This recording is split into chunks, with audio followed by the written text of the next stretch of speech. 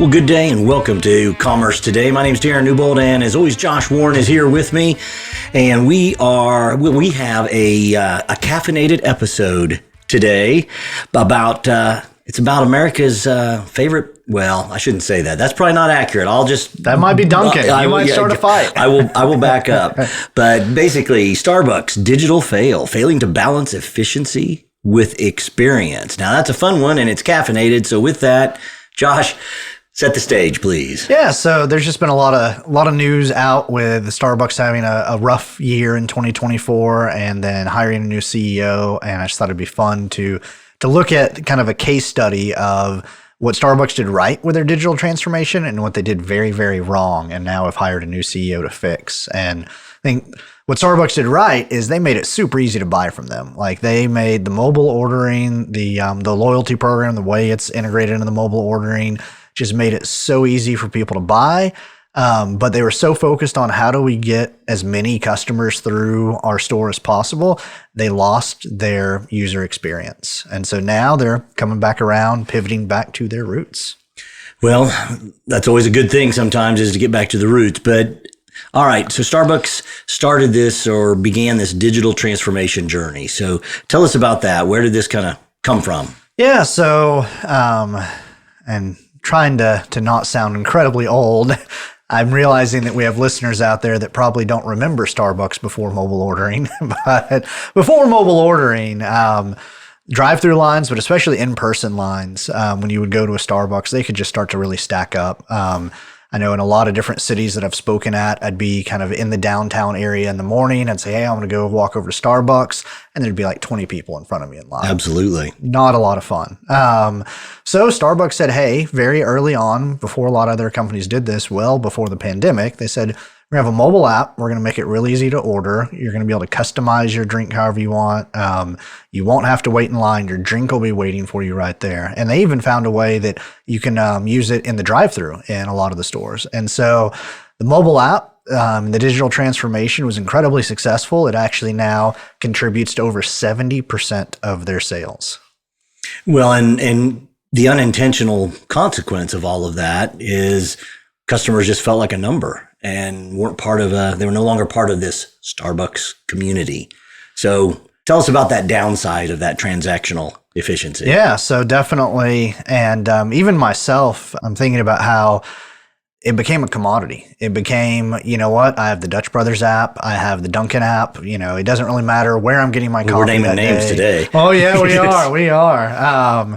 But whenever you feel like a number, that means that company's kind of commoditized the experience and it's really easy to go somewhere else. And so, but on top of that, they focus so much on speed and volume, they overwhelm their staff. There are some Starbucks employee subreddits on Reddit that over the years have gotten real interesting when you read about some of the behind the scenes of this big surge in mobile orders.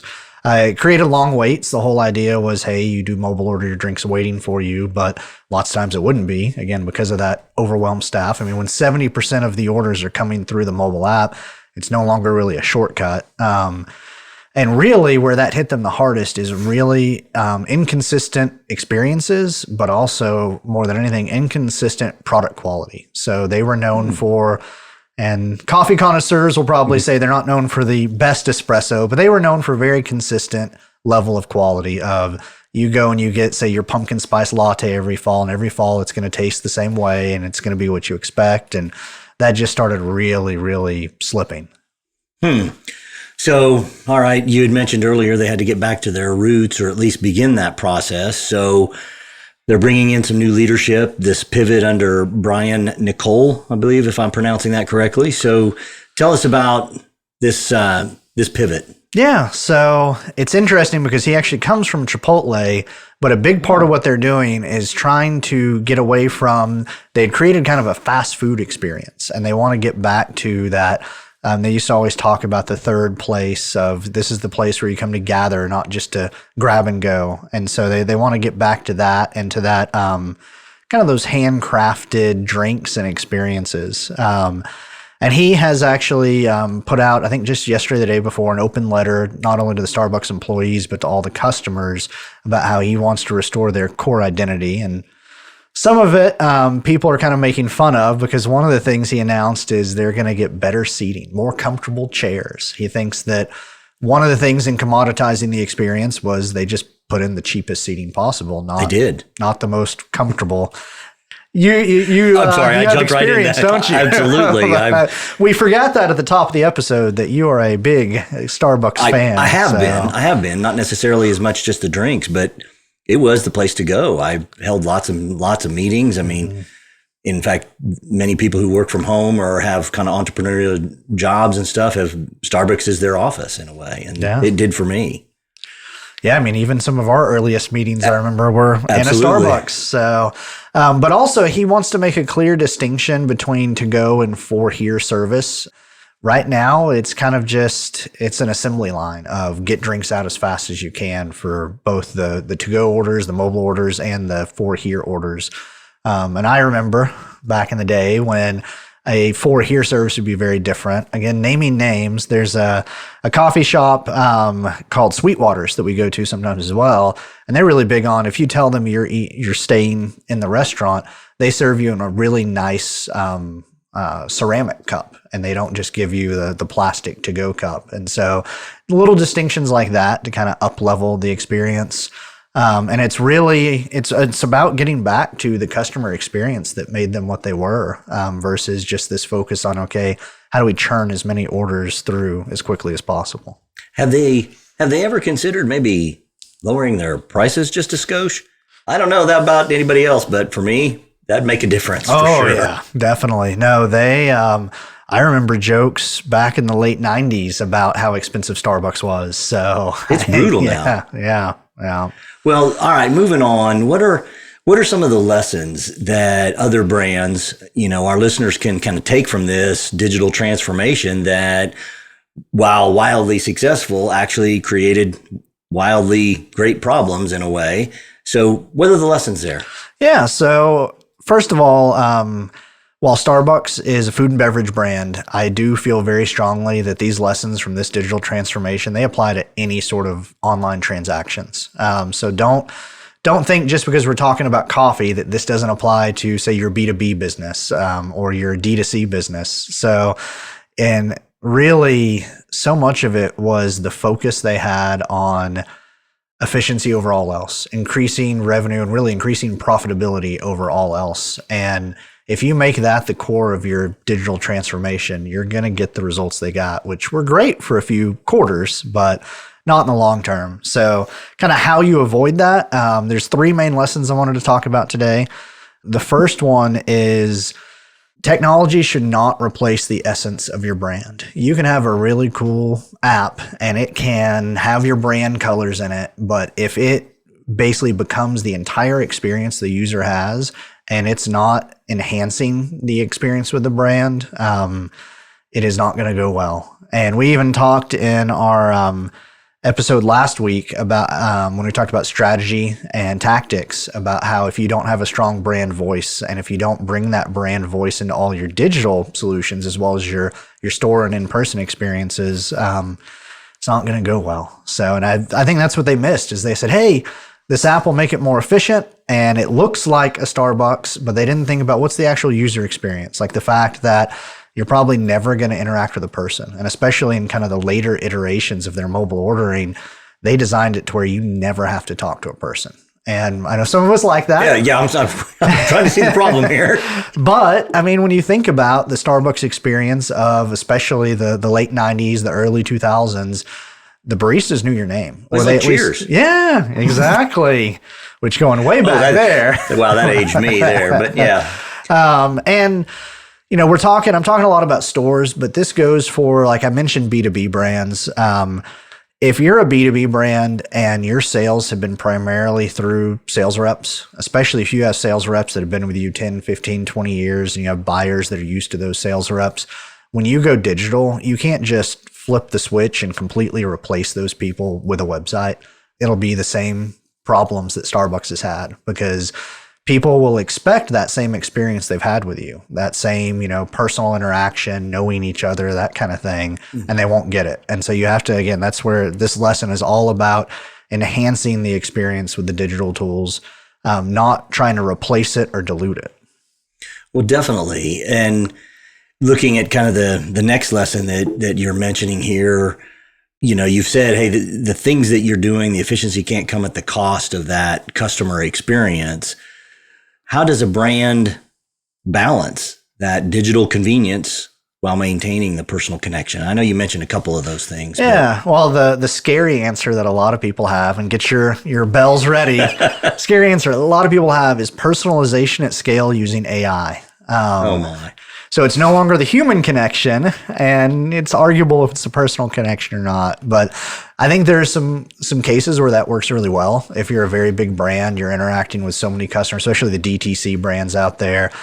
I could see segmenting off your top repeat customers versus kind of everyone else, and the everyone else utilizing AI to provide as personalized an experience as you can, and a very personal experience.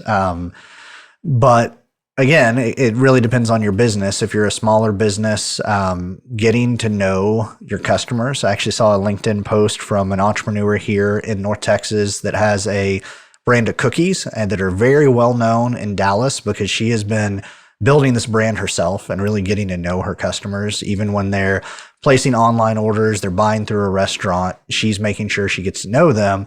She's actually in Washington, D.C. right now at a food hall there doing a little expo. And because she has built that personal experience and kind of that brand, there's people coming up to her saying, hey, we're actually from Dallas here on vacation. We remember you. We recognize you. Wow. So she is a solopreneur that is building an amazing brand, kind of balancing efficiency and the customer experience. That is amazing. And that kind of leads into that, having the staff, or if you're a solopreneur, kind of our third lesson here, having your staff being empowered to be able to make that customer experience special, different, and memorable. Yeah, and this is where long ago, I think we talked about the book Unreasonable Hospitality. Yes. And I feel like there's such an opportunity for Starbucks to apply the lessons from that book as far as empowering employees to notice maybe what someone's going through, what their day is like, and finding ways to just make their day a little bit better. And again, that's something way back in the day, baristas were allowed to do that. And then they started being measured on, all right, are you getting your mobile orders out in time? Are you getting, an increase in mobile orders, just orders. And I think some of this, we didn't talk a lot about the employee piece, but that is such an important piece. I know that from some of those baristas that like to vent online, that another downside for them for mobile ordering is if you go into a Starbucks, and especially again in the past, you go into a Starbucks and you want a caramel macchiato, you might say, hey, I want non-fat milk, or I want, this adjustment, that adjustment. In the app, you can super personalize your drink. You can just sit there and say, okay, no, 2 shots of espresso instead of 3. Okay, add this seasoning, add that, add this, add that, which is nice, being able to personalize it. But then people started taking it a little too far, and they're getting these drinks where there's 20 different modifications of the drink. And now the barista, with still this push on efficiency and how many drinks are you making, they're having to take these extra steps. They're having to do things that sometimes don't even make sense. And how does it fit on that and goofy little sticker? Exactly. That's what I was thinking of. The 2 sticker drinks. Exactly. And it burned their employees out, and Starbucks didn't really listen. It took a long time, and they're a Pacific Northwest company that was kind of known for being employee friendly. And then in the last few years, you see a lot of union activity taking place in Starbucks stores because they've gotten away from some of that employee empowerment and friendliness. And that's a big thing I see on digital transformations as well. And again, to use the B2B example, if you expect your existing sellers to go from selling the way they were selling before to just servicing digital orders, you might have a bad time. I think it's really important that you find a way that you're still empowering them to deliver that personal service and that personal sale without just making them kind of glorified web order takers. Order takers, yeah. That's interesting.